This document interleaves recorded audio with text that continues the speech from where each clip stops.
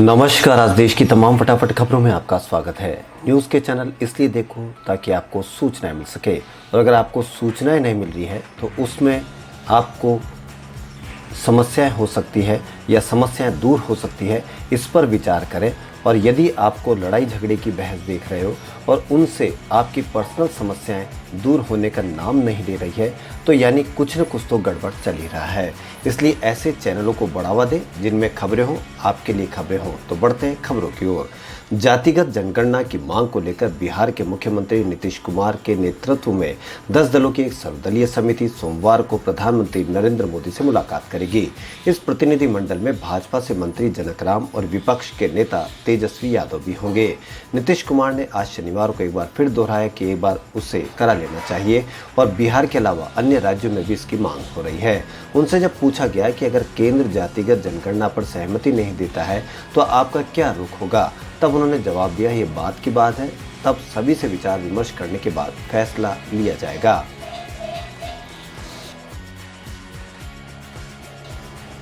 दिल्ली की अरविंद केजरीवाल सरकार ने दिल्ली वासियों को आज शनिवार को एक बड़ी राहत दी है। कोरोना महामारी के प्रसार को रोकने के लिए दिल्ली में अब तक बाजारों, शॉपिंग कॉम्प्लेक्स, मॉल और सभी तरह की दुकानों को बंद करने के लिए रात 8 बजे तक की समय सीमा थी। वह आज शनिवार को सीएम अरविंद केजरीवाल ने समय सीमा को हटाने का ऐलान किया है। इसके साथ ही दिल्ली में अब बाजार, शॉपिंग कॉम्प्लेक्स और सभी तरह की दुकानें रात 8 बजे के बाद भी खुली रहेगी। दिल्ली के मुख्यमंत्री अरविंद केजरीवाल ने घोषणा की कि अभी तक कोरोना के चलते दिल्ली के बाजारों को शाम 8 बजे तक खुलने की इजाजत थी। कम होते मामलों की वजह से सोमवार से समय सीमा हटाई जा रही है। अब बाजार अपने सामान्य समय अनुसार खुल सकेंगे।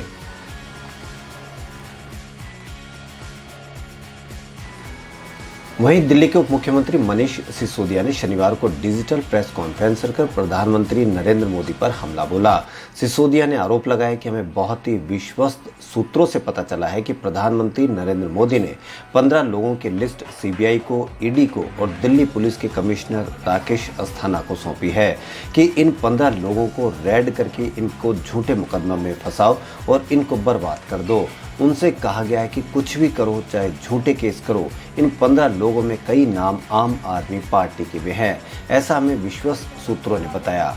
सिसोदिया ने कहा कि ऐसा इसलिए कहा गया है कि क्योंकि आने वाले चुनाव में यह बड़ा खतरा बन सकते हैं। दिल्ली पुलिस के कमिश्नर राकेश अस्थाना मोदी जी के ब्रह्मास्त्र हैं। अब मोदी जी ने अपना ब्रह्मास्त्र चला दिया है। हमें भी बताया गया है कि राकेश अस्थाना जी ने वादा किया है कि इन 15 लोगों के खिलाफ चाहे जो भी करना पड़े, चाहे झूठे मुकदमे लगाने पड़े, वो करेंगे। दिल्ली के डिप्टी सीएम ने कहा कि आम आदमी पार्टी ईमानदारी की राजनीति करती है।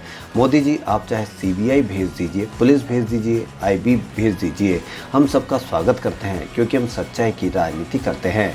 उन्होंने कहा कि हम प्रधानमंत्री जी से पूछना चाहेंगे कि आपने पहले भी हमारे ऊपर बहुत रेड करवाई, खुद मेरे यहाँ 2 बार रेड हो चुकी है।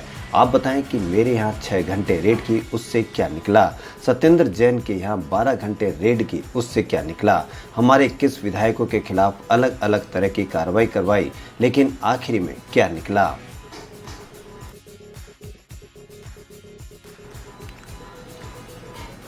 मशहूर फार्मा कंपनी जायडस कैडिला को कोविड-19 वैक्सीन जायकोव-डी के आपातकालीन उपयोग की इजाज़त मिल गई है। 12 साल से ऊपर के बच्चों को दी जाने वाली वैक्सीन सुई मुक्त होगी।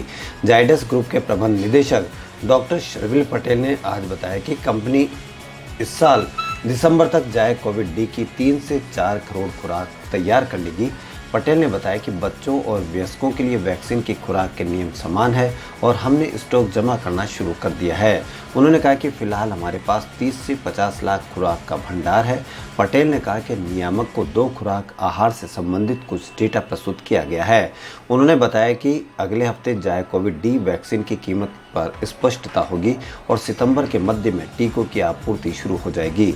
पटेल ने कहा कि हम नए उत्पादन संयंत्र में अक्टूबर से टीकों का उत्पादन बढ़ाकर 1 करोड़ प्रति माह कर सकते हैं। यह 3 खुराकों वाला टीका है जिसे 0, 28 और 56वें दिन दिया जा सकता है।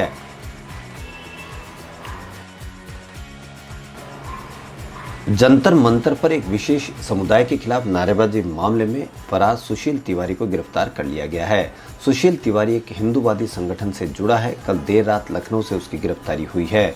दिल्ली के जंतर मंतर पर मुस्लिम विरोधी नारेबाजी और भड़काऊ टिप्पणी के मामले में दिल्ली पुलिस एक्शन में है। इस मामले में बीजेपी नेता अश्विनी उपाध्याय समेत 6 लोगों को गिरफ्तार किया गया है। इस मामले में कई बड़ी हस्तियां पहले ही गिरफ्तार हो चुकी है। आरोपियों में विनोद शर्मा, दीपक सिंह, विनीत, क्रांति, प्रीत सिंह शामिल है।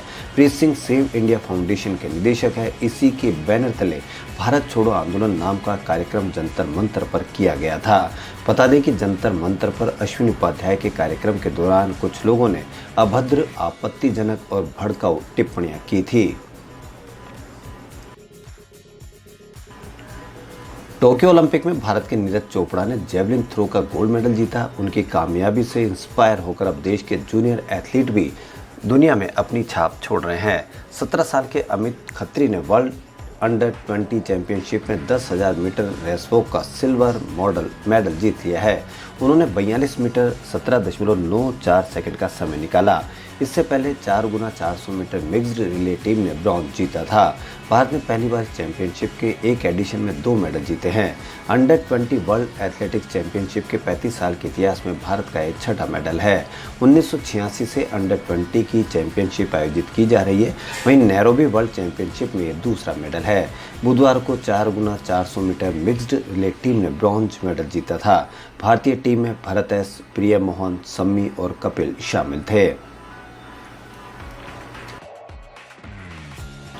भ्रष्टाचार वह दीमक है जो हर तंत्र को खोखला कर देता है। देश में इसके क्या हालात हैं, यह तो इसके खिलाफ काम करने वाली संस्थाओं द्वारा विभिन्न राज्यों में मारे गए छापों में अफसरों के पास मिलने वाली अकूत संपत्ति से पता चल जाता है। यह बात और है कि देश में भ्रष्टाचार के खिलाफ गठित सर्वोच्च संस्था लोकपाल को कम शिकायतें मिली है।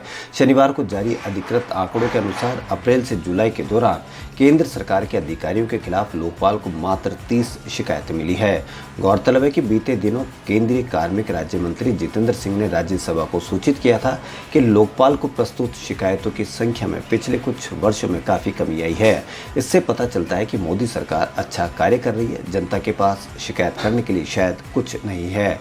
राज्यसभा में प्रश्नकाल के दौरान जितेंद्र सिंह ने बताया था कि यहाँ 2019-20 में लोकपाल के पास 1427, 2020-21 में घटकर 110 रह गई।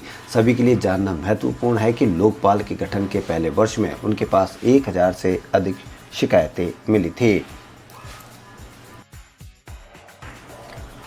Popular reality show big boss OTT को लगातार दर्शकों का प्यार मिल रहा है। इस साल शो की टैगलाइन स्टे कनेक्टेड रखी गई है, जिसके चलते सभी कंटेस्टेंट्स को जोड़ियों के साथ घर में भेजा गया है। बॉलीवुड एक्ट्रेस समिता शेट्टी भी फिर एक बार घर में एंटर हुई है, जो एक्टर राकेश बापट की पार्टनर है। दोनों का कनेक्शन खूब पसंद किया जा रहा है, जिसके बाद अब घर वाले दोनों की शादी करवाना चाहते हैं। बीते दिन बिग बॉस ओटीटी के एपिसोड में देखा गया था कि रिद्धिमा पंडित, दिव्या अग्रवाल और निशांत भट्ट हाउसमेट राकेश की टांग खींचते हुए उनका नाम शमिता शेट्टी से जोड़ते हैं। अब देखते हैं क्या होता है बिग बॉस में। खबरों में फिलहाल इतना ही। यदि आपको हमारा चैनल पसंद आए तो लाइक, सब्सक्राइब और शेयर अवश्य करें। धन्यवाद।